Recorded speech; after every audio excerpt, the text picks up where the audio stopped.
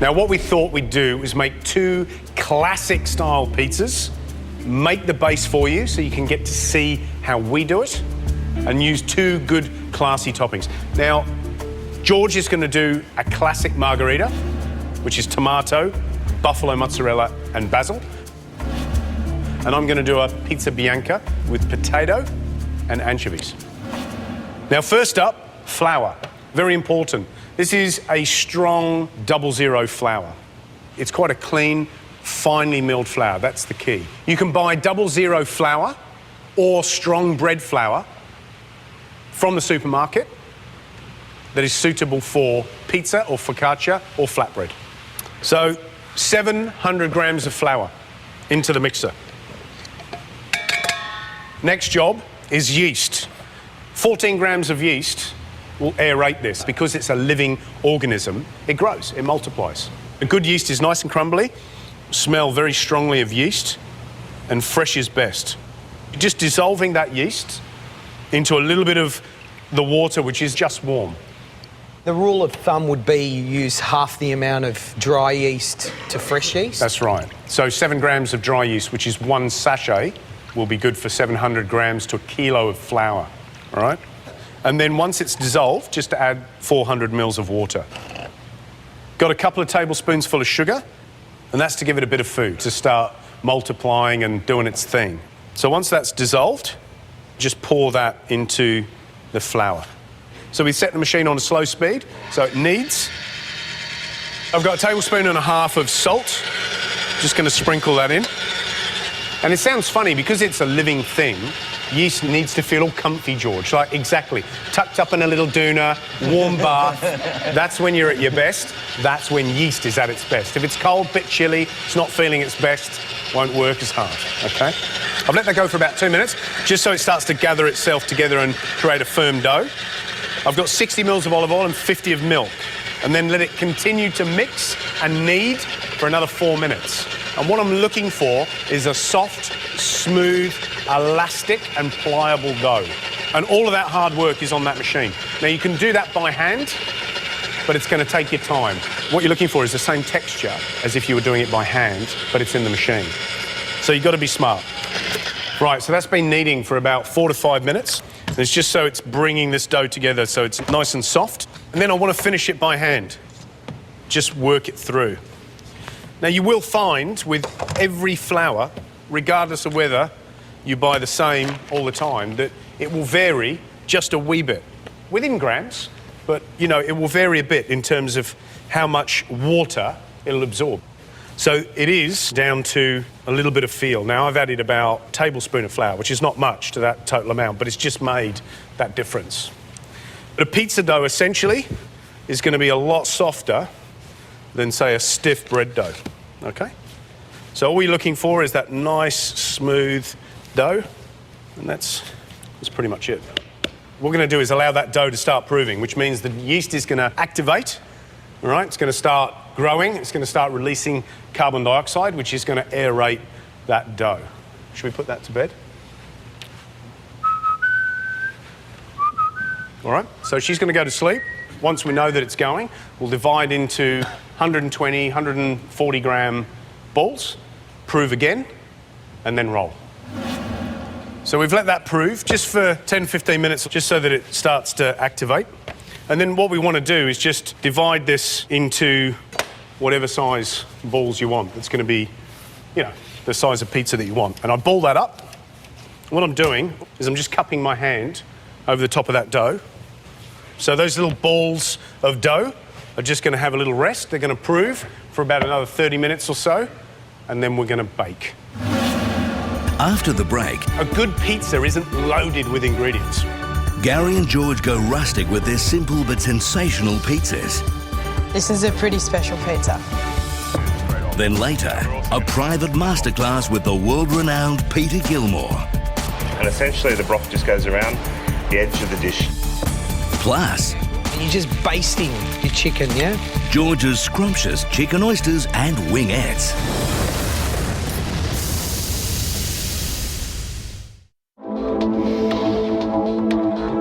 So we're making 2 beautiful pizzas.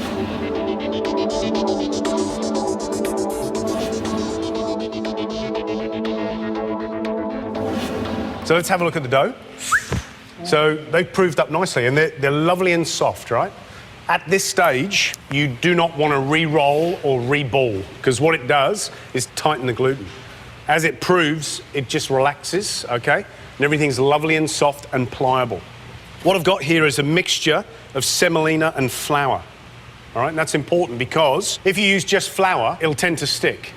I'm going to put a little bit on the board, and that means that the pizza will slip off the board onto the stone in the oven really easily. So what we're going to do is we're just going to press this dough, and we're going to keep it nice and round. Now, a real pizza aficionado will just stretch it. And so this is what I'm doing, is I'm stretching it. You know when they throw it up in the air? I don't like that, because what it does is it makes the middle of the pizza really thin. And I want the whole of the pizza to be essentially the same thickness. So you can just keep teasing it out with your fingers and your hands so it stays nice and round. Or, if you need to, and not everybody's perfect, right?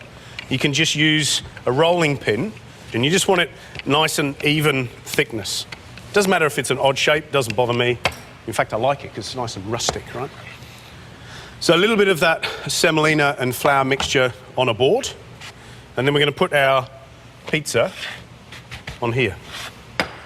Next step, a little bit of oil, a little bit of garlic, and just let that infuse for a sec. You can also put, if you want, a little bit of rosemary in and a pinch of salt. Not necessary, but it'll just help flavour that oil. And you can use that again and again on your pizza. And what I do is I just brush the pizza. This does a couple of things. Keeps it nice and moist. It'll help transfer the heat in the oven so it crisps up really quickly, and it'll give it flavour as well. Next up, a bit of cheese. So I'm using a Parmesan. And I just need a little bit on a coarse grater because I want it nice and chunky rather than, say, microplane that make it really fine. So you get some melting qualities from it. And then I've got a nice aged provolone. And aged provolone is slightly different to fresh provolone because it's quite crumbly. It means it's lost a lot of moisture. And aged provolone's got an intensity to it that fresh provolone doesn't. So about half and half Parmesan provolone. It's about a cup of cheese all up. And then just sprinkle that fairly liberally on the base of the pizza, just leaving about 1 centimetre around the outside, okay? And that's important because you'll get a bit of kick, which means it'll puff up on the side, and if you weight it down with ingredients, it won't. A good pizza isn't loaded with ingredients, right? It's about simplicity of flavour. Maximum 3 ingredients, sometimes 4 if you really push him, but that's how the Italians eat them, okay?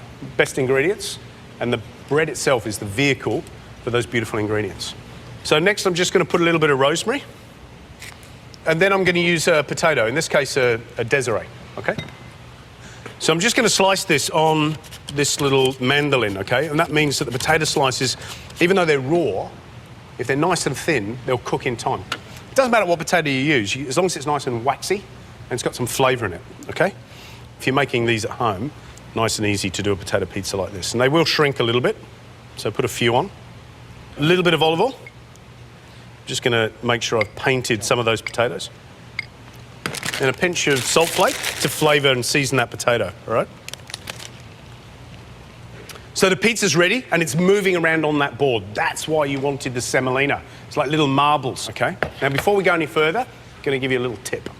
This is a thick, unglazed, porous terracotta tile, all right? That is perfect for cooking pizza on.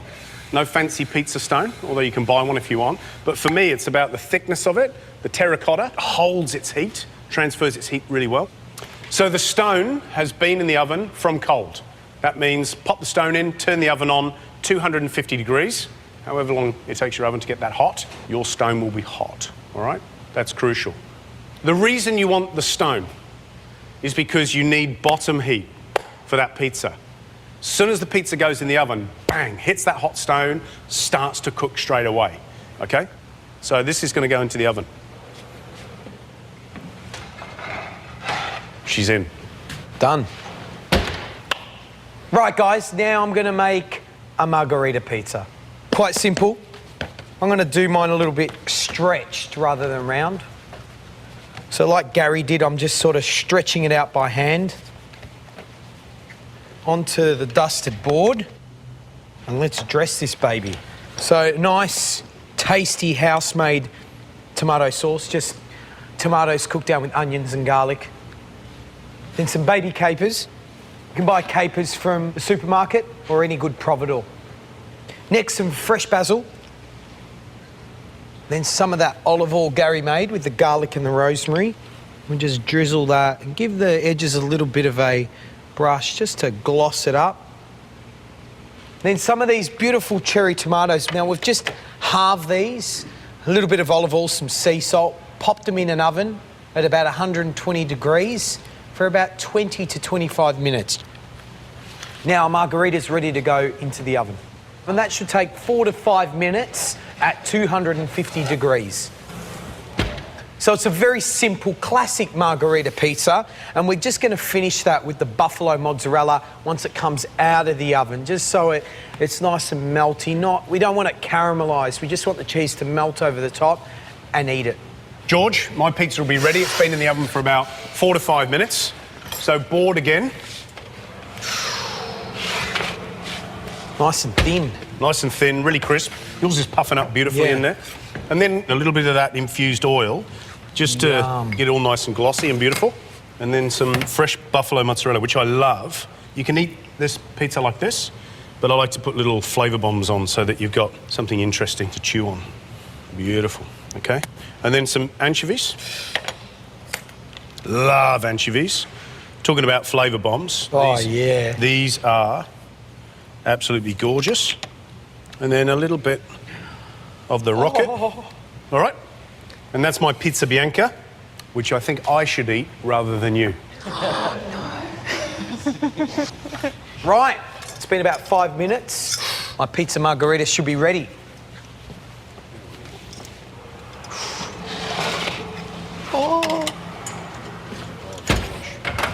My one's got a little bit more of a kick to it. Yeah, but you know what? We call those pizzetta. And I love them a little bit thicker. You know, everybody goes on about thin pizza, but there is a place for lovely, soft, thicker pizza like that. A little brush with olive oil, just to gloss it up.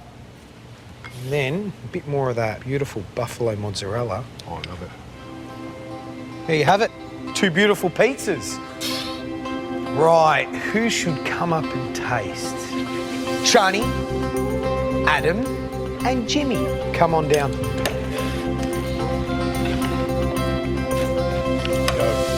Yeah. See, what I love is the rosemary, actually. I really love that. And it looks all right, doesn't bend, does it? That'd be the matte test. And the base is really crunchy. This is a familiar flavour to me, and that's something I haven't really tried before, so I like Gary's pizza, actually. All made in a domestic oven. With a terracotta tile. That easy. I absolutely love it. There's really beautiful flavours on there, but there's kind of a simplicity to it that works really well as well. This is a pretty special pizza. We'll give you a little bit to take back. Enjoy. Look at Marion, look at it. Marion's waiting. Yeah, go for it. Our top tips for pizza. Mine first about the dough. Remember, buy a strong bread flour, a 00 flour, but it must say panifiable, which means bread ready. The other top tip is understanding that yeast is a living organism. It needs a lovely, comfortable, warm environment to do its job, just like you. George? I think, look, the final tip would definitely be keep it simple, but keep it tasty.